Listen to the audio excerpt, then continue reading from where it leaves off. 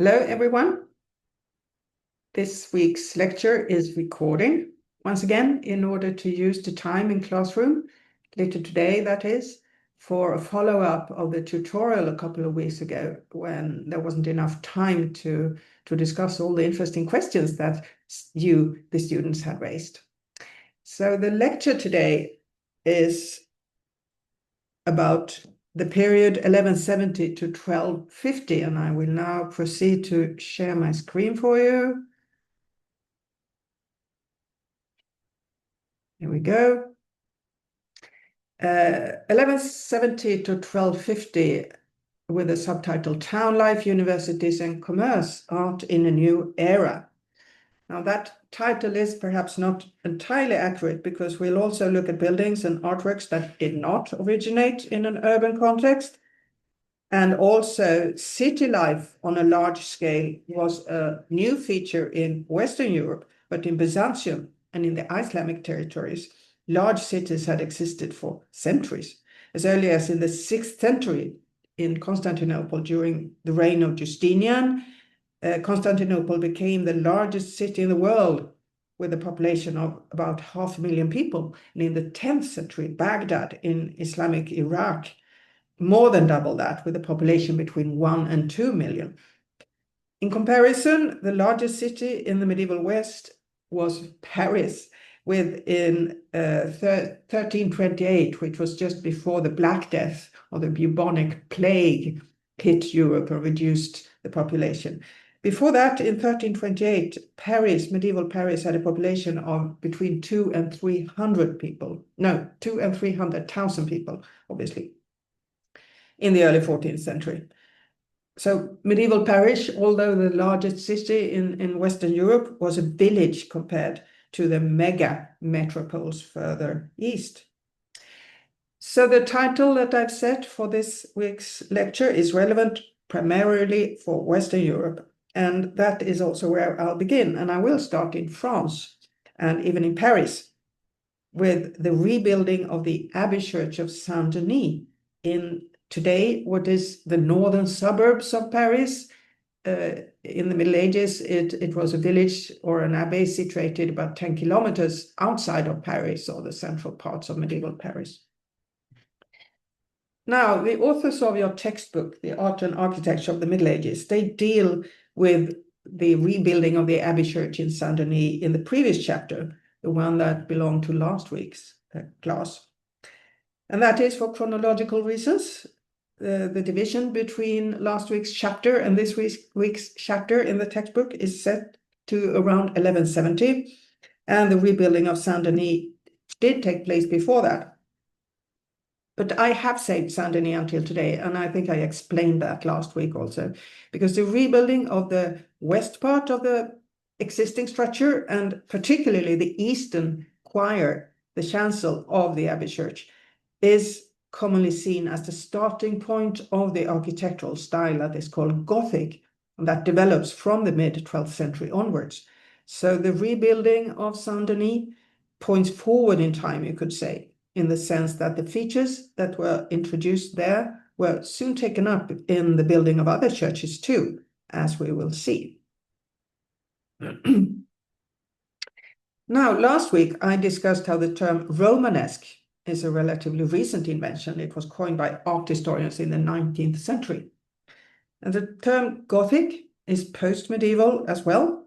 It originated in 16th century Italy, where it was coined by Renaissance humanists, learned, educated men, Renaissance humanists, and they meant it as a derogatory description of the Goths. The Goths, or the Visigoths, were one of the tribes of the migration period 1,000 years earlier. They had sacked Rome in the 400s, and so they contributed to the fall of the Roman Empire. And the Renaissance educated men, the Renaissance humanists, they felt in the same way about the architecture that developed from the 12th century onwards in the period or the eras predecessing their own time. So similar to how the conquests of the barbarians, the Goths, had led to the downfall of classical civilization and culture, the Gothic or the barbarian style spread, they felt, during the Middle Ages at the expense of ancient classical architecture, Roman and Greek architecture, the ideal architecture. And this went on until the Renaissance rediscovered the classical ideals. And we have inherited this label, Gothic, from the Renaissance humanists, although again, it has become more of a neutral designation without those negative associations that it carried from the beginning for the humanists. And medieval people themselves, obviously, they did not speak of Gothic in connection to architecture, but they called the new buildings that were constructed, they described them as opus modernum or opus francigenum, which is Latin for just new work or modern work or French work. And the latter label corresponds really well with historical reality because it is in France, and especially the Île-de-France region around Paris, that forms the geographical network or the geographical framework. There we go. The geographical framework for the emergence of Gothic architecture. And this is the period when France became a unified kingdom under a strong monarchy. When the Gothic period began in the 12th century, the French monarchy existed, but it had only real control over Île-de-France, which is the region closest to Paris capital. From the 1180s onwards, the French king or kings consolidated their rule and gradually took control over real control, actual control over more and more of the kingdom. The map here shows the stages in the French monarchy's regaining of control of the French territory. And when the 100 Years' War broke out in 1337, 150 years later, it was essentially only the pink areas in the southwest that were still under foreign rule, under English rule, which was the reason for the 100 Years' War. And these are two maps that show you the expansion of Paris from the 1180s to the early 14th century, to just before the bubonic plague, the Black Death, hit Europe. And cities in general, not only Paris, but cities in general in Europe became increasingly important at this time as cultural centers. But most of the great Gothic church buildings were no longer monastery churches, abbey churches. That was the rule in the previous centuries. Many of the examples that I have shown of Carolingian, Ottonian, and Romanesque architecture are churches built for monasteries. But in the Gothic period, the huge cathedrals, the bishops' churches located in the urban centers, represent the main building enterprises. And also the intellectual activity during this period shifted from the monasteries to cathedral schools and to universities, urban establishments. They were founded to an increasing extent in the 12th century. The universities and the cathedral schools largely took over the role of centers of learning and science from the monasteries, which had held that position during the early Middle Ages. But this function rotates, you could say, to the cities, to the urban centers during the 12th and 13th century. So the birth of Gothic architecture as an architectural style can, in fact, be dated fairly precisely to... I'm just trying to remove something that prevents me from seeing properly, but I can't really do that. Never mind. The birth of Gothic architecture as a style, architectural building style, it can be dated fairly precisely to 1135 to 1144. And that was when the Carolingian Abbey Church, monastery church of Saint-Denis, just outside Paris, it was rebuilt under the leadership of its very energetic abbot, Suger. I have mentioned Saint-Denis Abbey Church previously. It played an important role for the Frankish kings since the 6th century already. All Frankish kings from 500 onwards were buried in Saint-Denis, and in 775, a new structure was consecrated, a new church, Carolingian, or a rebuilt Carolingian structure was consecrated in the presence of Charlemagne himself, the Carolingian emperor. He was not buried in Saint-Denis, he was buried in Aachen, but the tradition to bury the Frankish or French kings in Saint-Denis, it continued. So it made the church a kind of a mausoleum, a royal mausoleum, and a very important symbol of the French monarchy. And this was a factor of major importance when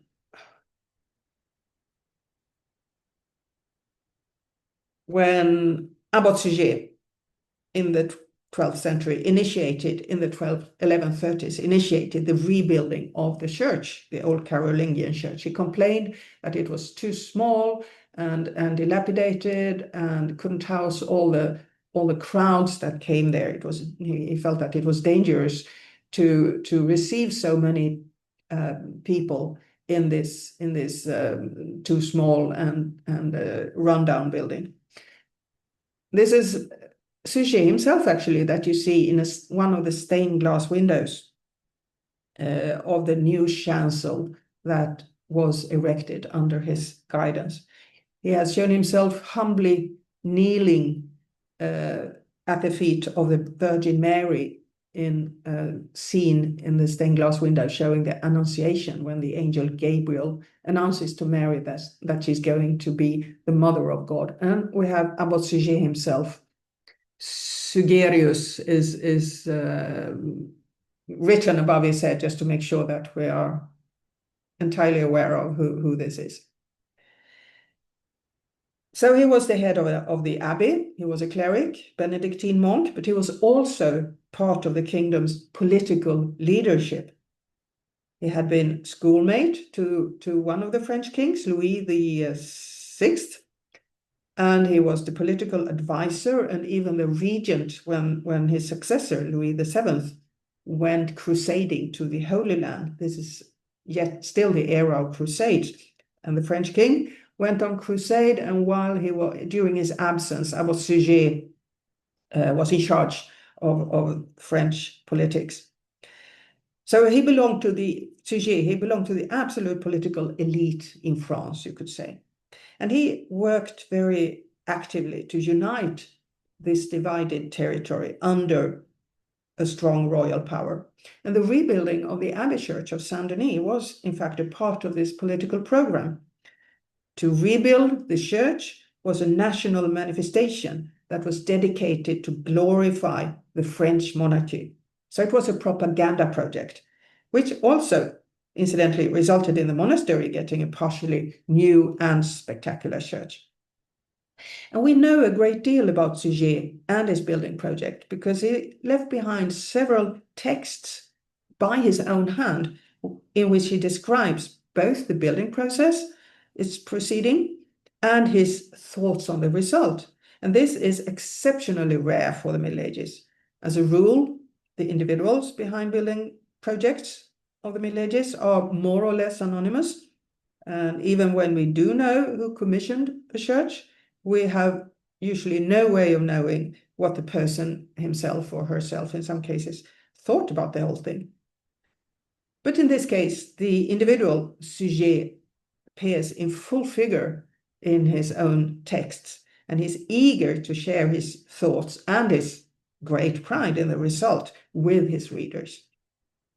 And because of this, and also since the church, Saint-Denis, excuse me, is a key monument for the emergence of Gothic architecture, Suger has sometimes been seen as the person, the man who more or less single-handedly invented Gothic architecture. And this obviously is an exaggeration, but he is a central figure, and the church is, by all accounts, the result of his conscious efforts to create something new. First, undertaking was the construction of a new west front, and that took 5 years, the west end. And then in the next phase, the chancel in the east end was completely rebuilt. Whereas the part between, the nave, that was renovated only in the 1230s, 100 years later. So that's not part of what Suger managed to carry out and realize in this church. And the new chancel of Saint-Denis consisted of 4 components. There is the choir itself, that's where the altar has its place. East of the choir is a semicircular apse, which is framed by an ambulatory, a passageway that runs around the choir and the apse, and then a ring of radial chapels finish off the whole thing. In all, 7 apsidal chapels that radiate from the ambulatory. And in principle, these components are the same as you see in a standard Romanesque pilgrim church choir. There is the choir, there is the apse, semicircular apse. For instance, in St. Jacob of Compostela, Santiago de Compostela in Spain, has the same basic features. The choir, the half-circular apse east of the choir, the ambulatory, the passage that encircles or frames the apse and the choir, and then the radiating apsidal chapels.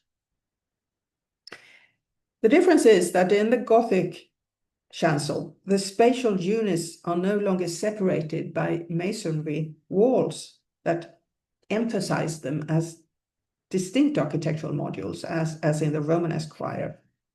In the Gothic choir, instead, the weight of the vaults are borne by medieval equivalents to Corinthian columns, and that makes the entire chancel a coherent open space. This is an innovative new design that is based on a combination of 2 elements that we have seen already in Romanesque architecture, namely the rib vault and the pointed arch. We have encountered pointed arches in monastic architecture, Romanesque monastic architecture in Burgundy, in France, in the Fontenay Abbey Church, and we have in Durham Cathedral both pointed arches and rib vaults. And as we have already discussed, thanks to the ribs and the pointed arch profile, the weight of the vault is reduced. And the novelty in the Saint-Denis chancel is that the possibilities that this opens for are exploited to the full by eliminating the dividing walls of the Romanesque structure and replacing them with single columns that are strong enough to carry the weight of those pointed arch ribbed vaults. Now, I mentioned the writings of Abbot Suger. He is very proud of the new chancel with good reason, and he's very eloquent about the enormous amount of time and effort that went into the making this enterprise a reality, and how many obstacles he met underway. But God always, in the end, saw to it that every problem was solved and every crisis was avoided. But Suger has, in fact, very little to say about the constructional principles behind this new chancel.